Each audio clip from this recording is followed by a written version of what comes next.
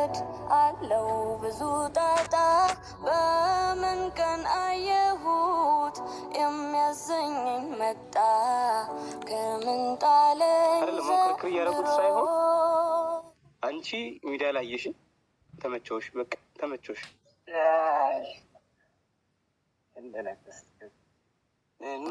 አንተን ለመውደድ ባልሆነ እውነተኛ ምን አስቀምጧዋለኝ እንደ በሽተኛ ሰው ይማርሽ ብሎ ደፍሮ ባይጠይቀኝ አውቆታል ሕመሜን ባንተ እንደጨነቀኝ።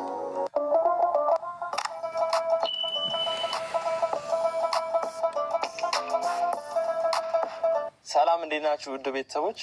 ዛሬ ከፈኪያ ጋር መጥቻለሁ እና ከፈኪያ ጋር የመጣሁበትን ምክንያት ያው እንደምታውቁት ሰሞኑን የተፈጠረ ነገር አለና ያው ፈኪያ እንተዋወቃለን ከፈኪያ ጋር እና በቅርብ አንዳንድ ነገሮችን አውርታኝ ነበር እና በኢንቦክስ ለምን አንገናኝም እና ተገናኝተን ያለውን ነገር አውርተን ለምን ከኢሳም ጋስ አላገናኛቸውም ብዬ አሰብኩኝ። ግን እሱ አያውቅም እንደማገናኛቸው ማለት ነው። እኔ ነኝ ሪስኩን ወስጄ እና እዚህ ጋር ፈኪያ የተሰማትን ስሜት ምናምን ነግራኛለች ሁሉም ነገር እና እንደዚህ አይነት ስሜት እየተሰማት ለምን ብቻዋን ህመሟን እንትን ትላለች ወይ? አውርታው መፍትሄ ካለው መፍትሄ ይፈለግለት፣ ከሌለው ደግሞ የሚሆነውን ነገር አብረን እናያለን ብዬ ያው ምንም ነገር ካልደፈሩ አይሆንም ብዬ ኢሳምና ፈኪያን ፊት ለፊት ላገናኛቸው አስቤያለሁ እና ዛሬ እና ለዛን የተገናኘ ነው እና ያው ቤተሰቦች ያው ኢሳምም ያለበትን ሁኔታ ታውቃላችሁ፣ ከኢክራም ጋር ያለበትን ሁኔታ ታውቃላችሁ። በጣም ተጎድተዋል፣ በጣም ልክ አይደለም ምናምን እና እዚህ ጋር ደግሞ እቺ ልጅ ለኢሳም ንጹህ ፍቅር አለኝ እያለች ነው እና እስቲ ተገናኝተው ያወሩ።